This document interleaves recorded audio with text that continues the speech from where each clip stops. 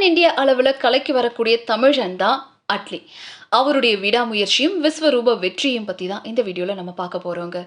பாலிவுட் நடிகர்கள் எல்லாருமே இவருடைய கால் ஷீட்டுக்காக வெயிட் பண்ணிட்டு இருக்காங்க. ஸோ அந்த அளவுக்கு செம்ம டிமாண்ட் இருக்கிற இயக்குனரா உருவெடுத்திருக்காரு அட்லி. இவர் பிறந்தது என்னவோ மதுரையில, படிச்சதெல்லாம் சென்னையில. காலேஜ்ல படிக்கும் போதே ஷார்ட் பிலிம்ஸை இயக்கி வந்திருக்காரு அட்லி. அப்படி இவர் இயக்கிய என்மேல் விழுந்த மழைத்துளி அப்படிங்கிற குறும்படத்துக்கு தேசிய விருதும் கிடைச்சிருக்கு. இதை தொடர்ந்து மணிரத்னம், கௌதம் மேனன், ஷங்கர் இவங்க எல்லார்கிட்டவும் உதவி இயக்குனரா பணியாற்ற முயற்சித்து வந்த அட்லிக்கு ஷங்கர் கிட்ட வாய்ப்பு கிடைச்சது. ஸோ அதுவும் சூப்பர் ஸ்டாருடைய எந்திரன் படத்துல அப்படின்னு சும்மா விடுவாரா? ஸோ உடனே ஓகே சொல்லி சேர்ந்திருக்காரு. எந்திரன் படத்தை தொடர்ந்து ஷங்கர் விஜய் கூட்டணியில உருவான நண்பன் படத்திலையும் பணியாற்றிய அட்லி 2013 வெளியான ராஜா ராணி திரைப்படத்தின் மூலமா இயக்குனரா அறிமுகமானாரு. இந்த படத்தை AR முருகதாஸ் ப்ரொடியூஸ் பண்ணியிருந்தாரு. ஸோ இந்த படத்தில் ஆர்யா, நயன்தாரா, நஸ்ரியா ஜெய் அப்படின்னு ரொம்ப பெரிய நட்சத்திர பட்டாலுமே ஆக்ட் பண்ணியிருந்தாங்க. ராஜா ராணி திரைப்படம் பாக்ஸ் ஆஃபீஸில் ரொம்ப பெரிய பிளாக் பஸ்டர் படமாக அமைஞ்சாலும் அது மணிரத்னத்துடைய மௌனராகம் படத்துடைய காப்பி அப்படின்னு விமர்சனங்கள் எழுந்துச்சு. பின்னாடி 2வது படத்துலையும் அட்லிக்கு அடிச்சது ஜாக்பாட். அவருக்கு விஜயை வச்சு தெரி அப்படிங்கிற மாஸ் படத்தை இயக்க வாய்ப்பு கிடைச்சது. அந்த படத்தை ஒரு விஜய் ரசிகனா செதுக்கி இருந்தாருன்னு தான் சொல்லணும். அந்த அளவுக்கு தரமான ஹிட் படமா தெரி திரைப்படம் அமைஞ்சது. ஆனா இந்த படமும் காப்பி அப்படின்ற சர்ச்சையில சிக்கி இருந்துச்சுங்க. இது விஜயகாந்துடைய சத்ரியன் படத்துடைய காப்பி அப்படிங்கிற குற்றச்சாட்டும் எழுந்துச்சு.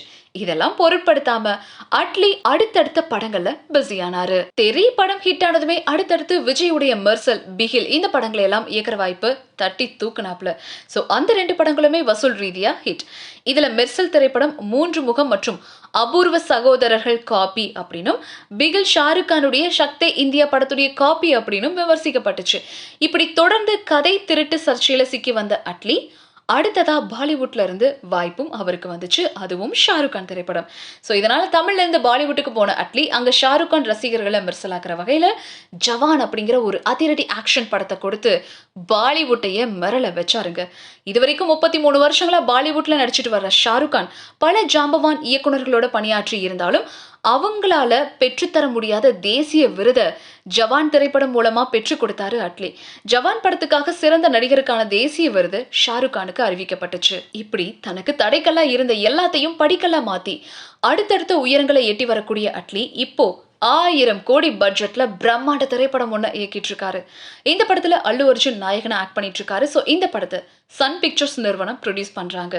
ஹாலிவுட் தரத்துல பிரம்மாண்டமா உருவாகி வரக்கூடிய இந்த படத்துல ஹீரோயினா தீபிகா படுகோனே ஆக்ட் பண்றாங்க. இந்த படத்துடைய படப்பிடிப்பு செப்டம்பர் மாதம் ஆரம்பமாக இருக்கு. ஸோ இந்த படத்துக்காக அட்லிக்கு 100 கோடி ரூபாய் சம்பளமா வழங்கப்பட இருக்குங்க. ஸோ இது இந்திய சினிமாவே பெருமை கொள்ளும் படமா இருக்கும்.